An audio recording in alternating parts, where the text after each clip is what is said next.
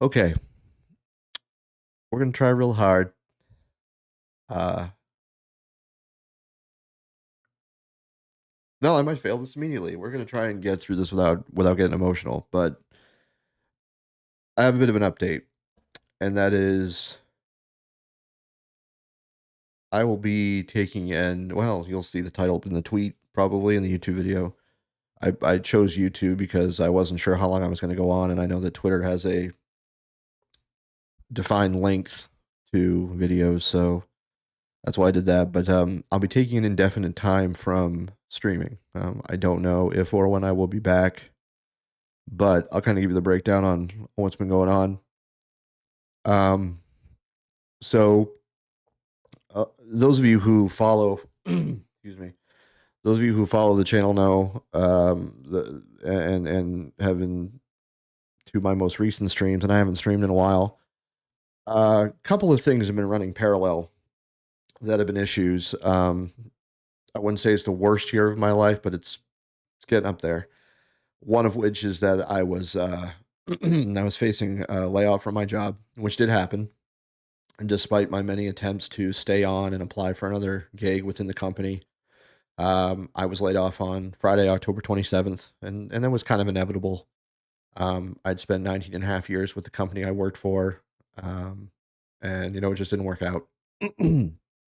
And I'm clearing my throat because I'm dealing with some seasonal allergies upon everything else. So the plan was to search for a new job in the new year, take the rest of the year off. I was given a severance package, which was okay, and I do have health insurance for 35 weeks, which I'm going to need, which leads me to the next thing. So, a lot of you also know that I have been dealing with a heart issue since the spring. In fact, I had my heart catheterization yesterday, so you can see that's where they went in. They goes going through your artery to look around. So, just a brief background for those of you who aren't aware. I'm a fat guy, but I used to be a fatter guy. I've been fat since I was probably 12 years old, and it got really bad in like 2009. I had sleep apnea undiagnosed and untreated. I was over 400 pounds. I was in a really like toxic and horrible relationship with a woman, and um, we'd been together for about 7 years or 7.5 years, and she left, which in with the benefit of hindsight, was probably saved my life. But anyway, I lost about 140 pounds, and I was doing better, and I got the sleep apnea treated, and things were going really well. And in 2011, I met my now wife. And when you get engaged and married, you get a little fat and happy. And I gained about half of it back, and I'm not proud of that, but it happens. And those of you who have been in relationships or marriages, you know that that can happen sometimes. Um, I started kind of getting back on the horse, and my company at the time had a gym in our offices.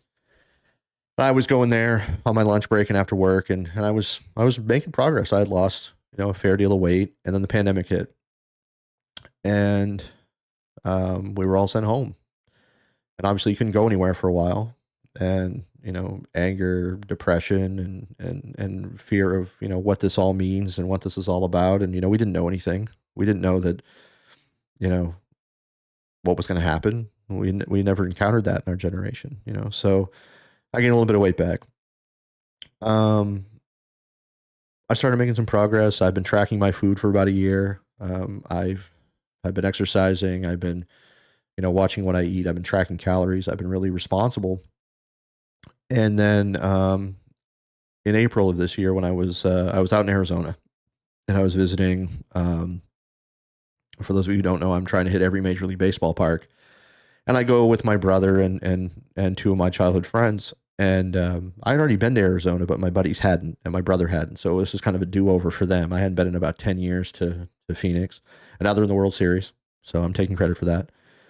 Um, so I was in Arizona, and I came in a couple of days before because my boss, who I got along with really well, was based in Arizona, and we had known each other as peers before she got promoted. So we'd been friends for a bit and we wanted to meet. So I came in a couple of days early to meet her.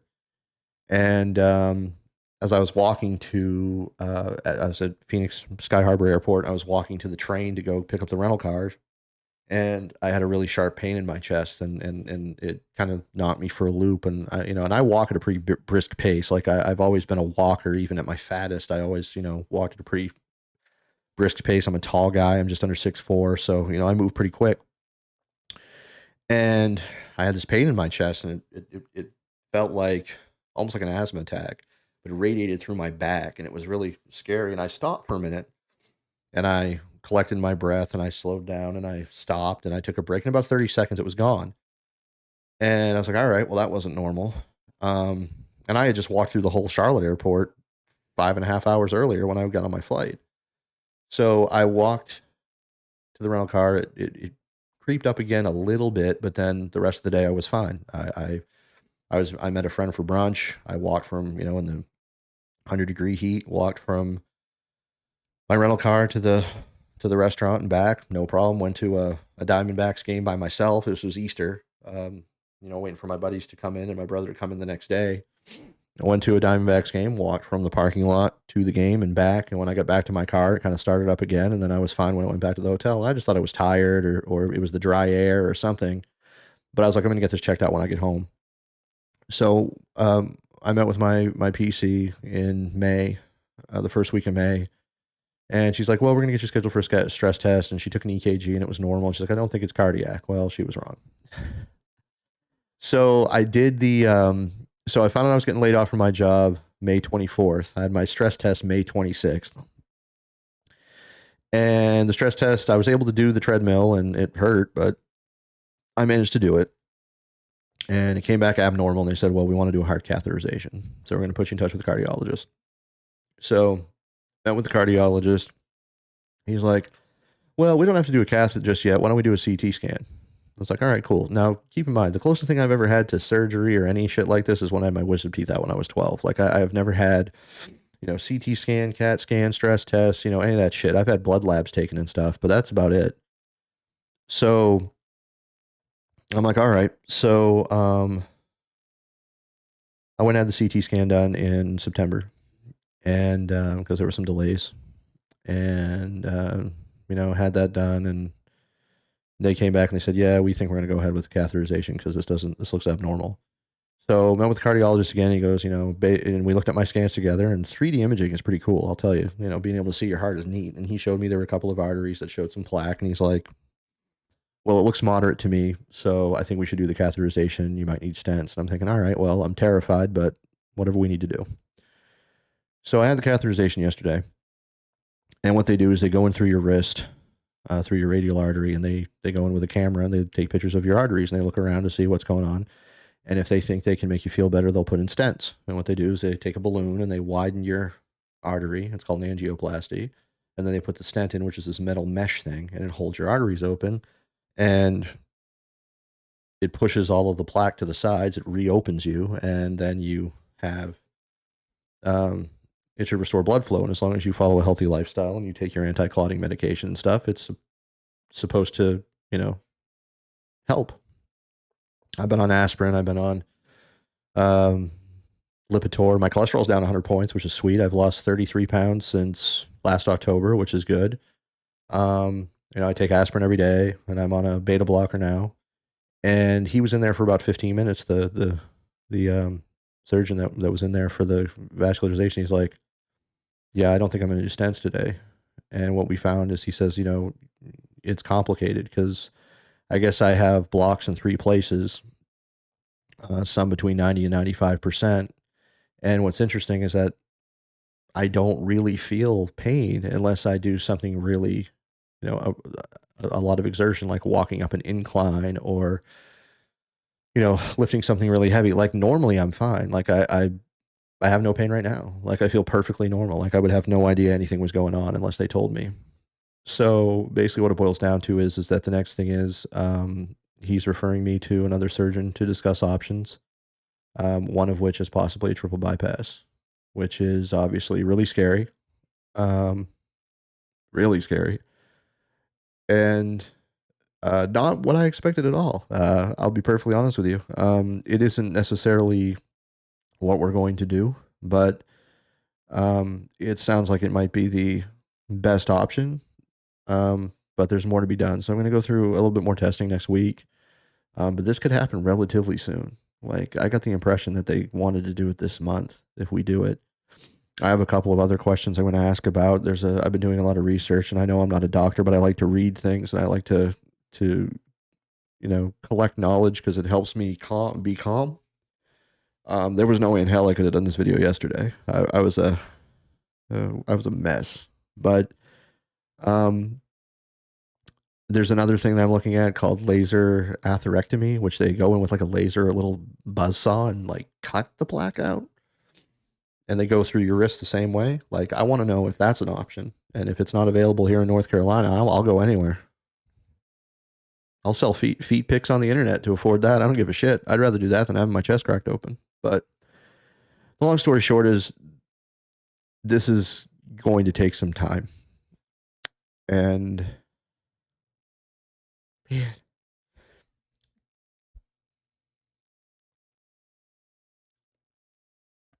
I'm okay. I'm okay. This is going to take some time.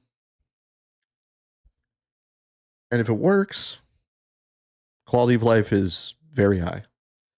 But if we do have to do the whole thing, it's going to be surgery is about 3 to 6 hours.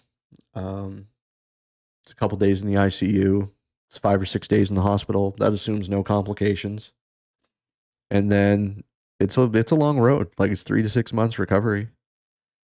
And I have no idea the kind of person I'm going to be after.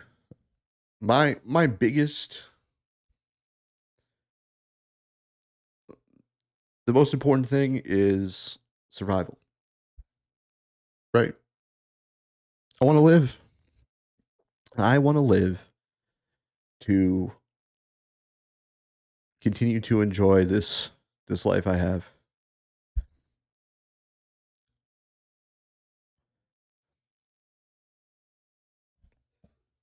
Yeah.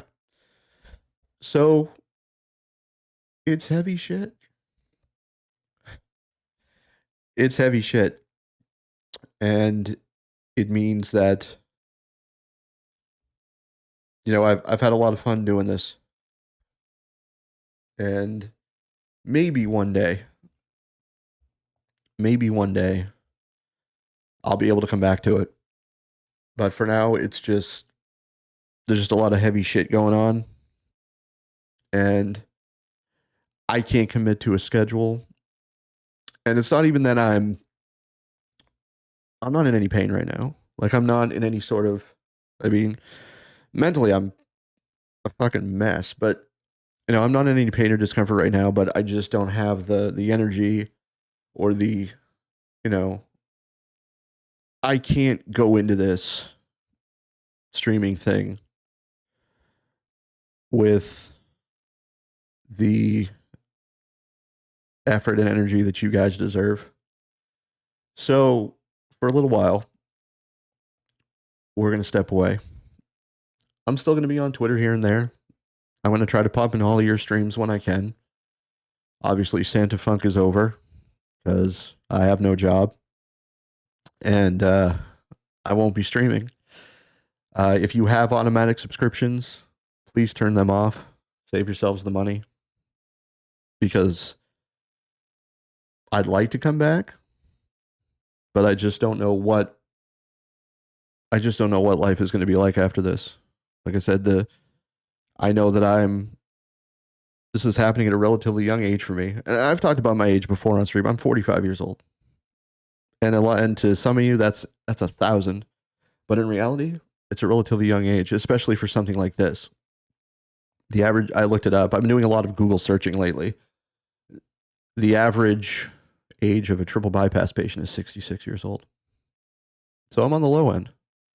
Now, the good news is I've never had a heart attack. So that improves my odds of having a very good life after this. Also, the average mortality rate of someone between the ages of 40 and 49 years old, meaning the odds of you dying in surgery is about 1%. So if it does come to that, then there are some advantages.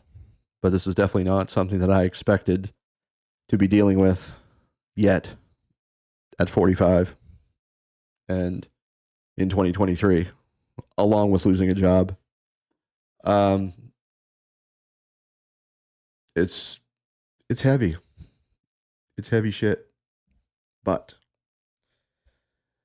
I am not interested in going anywhere. I am not interested in dying. I have too much to do. I have too much life left to live. Um, so my feeling is that whatever we do next, I will survive it.